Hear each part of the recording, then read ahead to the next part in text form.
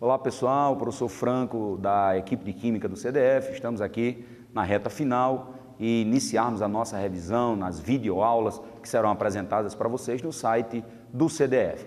Hoje nós vamos fazer uma revisãozinha e a partir de uma questão do Enem da prova de 2010, o assunto eletroquímica. Vamos conosco para a nossa questão. Olá pessoal, estamos de volta para a nossa resolução da questão do Enem 2010, onde essa questão vai abordar um conteúdozinho sempre recorrente nas nossas provas, tanto da UFRN como do nosso Enem. Nós temos uma questãozinha de eletroquímica, que especificamente fala sobre a eletrólise, e em especial o aspecto quantitativo da eletrólise. Antes, porém, vamos fazer uma revisãozinha sobre eletrólise, sobre eletroquímica, uma parte introdutória para nós conseguirmos resolvermos a questão. A eletroquímica vai ter dois objetos de estudo. Ela vai estudar as pilhas e as baterias e a eletrólise. As pilhas e as baterias são dispositivos onde nós temos uma reação química de oxirredução que vai produzir uma corrente elétrica. Esses tipos de dispositivos são essenciais para as nossas novas tecnologias móveis, como celulares e computadores. Na eletrólise é o fenômeno contrário das pilhas e baterias. Na eletrólise, eu vou ter uma corrente elétrica que vai desencadear um processo ou uma reação química de oxirredução não espontânea. A principal diferença entre esses dois objetos de estudo da eletroquímica é que as pilhas e baterias nós temos reações de oxirredução espontânea produzindo corrente. Na eletrólise eu vou ter o processo inverso, onde uma corrente vai desencadear uma reação química de oxirredução espontânea. Mas nossa questão vai tratar especificamente da eletrólise. Queria lembrar os queridos vestibulandos que a eletrólise ela é dividida em dois grandes tipos, a eletrólise ígnea e a eletrólise aquosa. A eletrólise ígnea, nós temos o eletrólito é fundido no seu ponto de fusão. Na eletrólise aquosa, como agente de dissociação do meu eletrólito, nós vamos ter a água, por isso, eletrólise aquosa. Mas eu não queria tratar dos tipos de eletrólise ígnea e aquosa, não é o termo lá da nossa questão do Enem 2010. A nossa questão do Enem 2010 especificamente vai tratar do aspecto quantitativo da nossa eletrólise. O aspecto quantitativo foi percebido por um químico inglês chamado Michael Faraday, onde ele percebeu que todo o material que era eletrolizado, ou a substância que era eletrolizado durante a minha eletrólise, era diretamente proporcional à quantidade de corrente que passava pelo sistema. A partir dessa observação, esta observação virou-se lei, conhecida como lei de Faraday, onde toda a substância eletrolizada durante o processo de eletrólise será diretamente proporcional à quantidade de eletricidade que passa pelo sistema. Para nós percebermos e conseguirmos fazer essa previsão, eu tenho que lembrar uma coisa muito importante na lei de Faraday, que foi a sua constante, que ficou conhecida também como constante de Faraday. Para nós podermos calcularmos a constante de Faraday e obtermos o valor que ele chegou, eu preciso lembrar que um elétron apresenta uma carga elementar de 1,6 vezes 10 a menos 19 coulomb. Esse valor da carga elementar, lembrando, foi calculada pelo químico americano Robert Millikan. E lembrar que um mol de elétrons apresenta 6 vezes 10 a 23 elétrons. Eu coloquei os valores reais aqui para nós podermos obter o valor aproximado da constante de Faraday. Fazendo a relaçãozinha entre quantidade de carga e quantidade de elétrons, nós vamos chegar ao seguinte, que um elétron transporta de carga 1,6 vezes 10 a menos 19 coulomb. Se eu tenho um mol de elétrons, que apresenta 6 vezes 10 a 23 elétrons, então essa quantidade de eletricidade aqui, essa quantidade de elétrons, vai transportar quanto de carga? Fazendo os meios pelos extremos, nós temos que o X, que é a quantidade de carga, que é a constante de Faraday, chegará a esse valor de 9 vezes 10 a quarta coulomb. Valores aproximados, arredondados por Faraday, você tem que a quantidade de carga transportada por um mol chega na nossa constante de Faraday 96.500 coulomb, que é equivalente a 1 Faraday. Essa quantidade de carga, 96 e 500 coulombs representa para a gente a quantidade de carga que é transportada por um mol de elétrons. Então, toda vida que no sistema passar 1 mol de elétrons, essa quantidade de eletricidade estará transportando 96.500 coulombs de carga. Lembrando da relação fundamentalzinha, eu tenho que 1 mol de elétrons apresenta 6 vezes 10 a 23 elétrons, que essa quantidade de elétrons, que é correspondente a 1 mol, transporta de carga 96.500 coulombs, que é equivalente a 1 Faraday. Para fechar a nossa revisãozinha e entendermos como podemos fazer a previsão da massa eletrolizada numa eletrólise de um material, eu preciso lembrar também da definição de intensidade de corrente.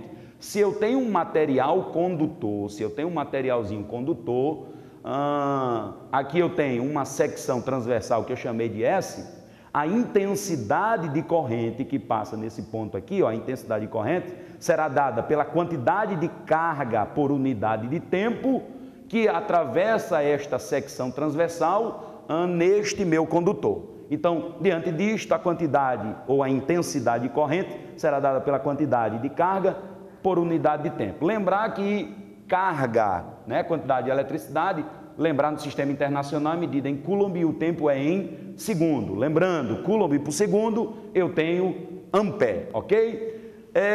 Modelando a minha equaçãozinha aqui, eu tenho que a quantidade de carga, tempo aqui está dividindo, passa multiplicando, então eu tenho que a quantidade de carga será a intensidade corrente vezes a variação do tempo, ok? Feita essa revisãozinha rápida, nós podemos agora partir para a nossa questão e resolvê-la a partir da nossa revisão sem problema. Pegue seu material que você está em mãos e acompanhe comigo o texto da questão do Enem que caiu agora nesta prova de 2010. Diz assim o texto da questão: a eletrólise ela é muito empregada na indústria como objetivo de reaproveitar parte dos metais sucateados. O cobre, por exemplo, é um dos metais com maior rendimento no processo de eletrólise, com uma recuperação de aproximadamente 99,9%.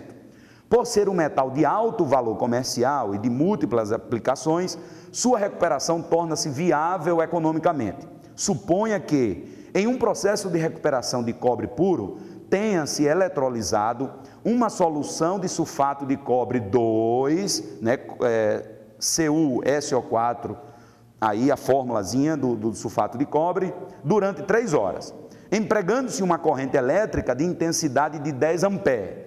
A massa de cobre pura recuperada é de aproximadamente. Ok, então a nossa questão vai tratar do aspecto quantitativo da eletrólise, onde ele está querendo saber o seguinte: qual é a massa de cobre em gramas que vai ser eletrolizada quando você passar pelo sistema uma corrente de 10 amperes e durante o tempo de 3 horas. Aqui estão os dados da minha questão, só tomando cuidado o seguinte: eu tenho sempre que trabalhar o tempo em segundo. Logo, se ele deu o tempo em horas, lembrando, cada hora eu tenho 60 minutos e cada minuto eu tenho 60 segundos. Então, corresponde que 1 hora apresenta 3.600 segundos. 60 vezes 60, 3.060. Então, eu posso aqui cortar hora com hora, 3 vezes 3.060, então 3 horas corresponde a 10.800 segundos, ok? Diante disto, vamos para a nossa resolução. Primeiro, nós vamos calcular a quantidade de carga que passa pelo sistema. Então, eu posso calcular a quantidade de carga a partir da corrente e o tempo que foi me dado. Logo, se eu tenho que a quantidade de carga é o produto da intensidade de corrente vezes o tempo, lembrando, quantidade de carga, o tempo que ele me deu, 10 amperes. Lembre-se que ampere nada mais é do que coulomb por segundo. Substituindo aqui, ó, 10 amperes, que é coulomb por segundo, vezes o tempo que eu calculei em segundo aqui, que é 10.800 segundos. Logo, fazendo essas misteriosas contas aqui, ó, cortei segundo por segundo, 10 vezes 10.80, 10.800, eu tenho 108.000 coulomb. Isso significa dizer que durante 3 horas, a quantidade de corrente que passou pelo sistema equivale a 108.000 coulombs de carga, ok? Diante disto, eu tenho lá a nossa equação de dissociação. Lembre que eu estou fazendo uma eletrólise aquosa de sulfato de cobre. A dissociação, eu tenho cobre 2+, ele cita no texto que o cobre tem NOx, carga 2+, e sulfato 2-. A partir da equação de dissociação, lembre-se, se eu estou produzindo cobre metálico, o meu cobre metálico vai estar sofrendo redução. E redução sempre acontece no cátodo, por isso que o cobre sofrerá uma reaçãozinha catódica, representando o cobre 2+, ao receber elétron, ao reduzir, ele vai para cobre 0, cobre metálico. Está aqui a nossa reação catódica, a reação de redução dos meus íons de cobre. A partir da minha equação ou da minha reação catódica, nós temos as relações fundamentais. Eu tenho que, para cada 2 mols de elétron, eu vou produzir 1 mol de cobre. Então, 2 mols de elétrons produz 1 mol de cobre. Então, se eu tenho para cada mol de elétron um transporte de 96.500 coulomb de carga da nossa relação fundamental, lembre aqui, para cada mol de elétrons, eu tenho um transporte de carga de 96.500 coulomb. Então, fazendo a nossa relação, para cada mol de elétrons, 96.500 de carga. Só que, na minha reação catódica, eu não tenho apenas 1 mol. Eu tenho quantos mols? 2 mols. Então, eu tenho que, em 2 mols de elétron, eu tenho 2 vezes 96.500 coulombs. 1 mol de cobre, no texto deu a massa molar do cobre, que é 63,5 gramas de cobre. Então, eu tenho que esta quantidade de carga, ao passar pelo sistema, vai produzir esta quantidade em gramas de cobre. Só que eu não tenho, passando pelo sistema, esta quantidade de carga. Nós calculamos que em 3 horas a quantidade de carga que passa pelo sistema é de 108.000 coulombs. Então, se esta quantidade produz 63,5 gramas de cobre, então 108 vai produzir quanto? Regra de 3 simples. Faz os meios pelos extremos, então está aqui a nossa resoluçãozinha. Eu tenho lá 108.000 coulomb vezes 63,5 gramas de cobre, dividido por 193, que é 2 vezes 96.500 coulomb, 193. Corto coulomb com coulomb, carga, fazendo essas misteriosas contas aqui, nós chegamos a 35,5 gramas de cobre. Esta massa é a quantidade de cobre que é eletrolizada quando passa pelo sistema 108.000 coulombs de carga durante 3 horas. Diante disto, chegamos ao final da nossa resolução. Eu queria só chamar a atenção e eu queria colocar uma segunda maneira de resolver essa questão. Quem gosta de análise dimensional, fica aí a dica para quem tem facilidade para trabalhar com análise dimensional. Se eu quero calcular a massa de cobre que vai ser eletrolizada durante 3 horas lá e uma passagem de corrente de 108.000 coulomb, então eu tenho o seguinte: para eu calcular essa massa de cobre, a partir de 108.000 coulomb de carga, fica fácil. Então, qual é a quantidade de massa de cobre a partir de 108.000 coulombs de carga durante 3 horas? Fica simples, lembrando que 1 mol de elétrons apresenta 96.500 coulomb. Cada mol de elétrons transporta de carga 96.500 de coulomb, ok? Então eu já posso cortar coulomb com coulomb.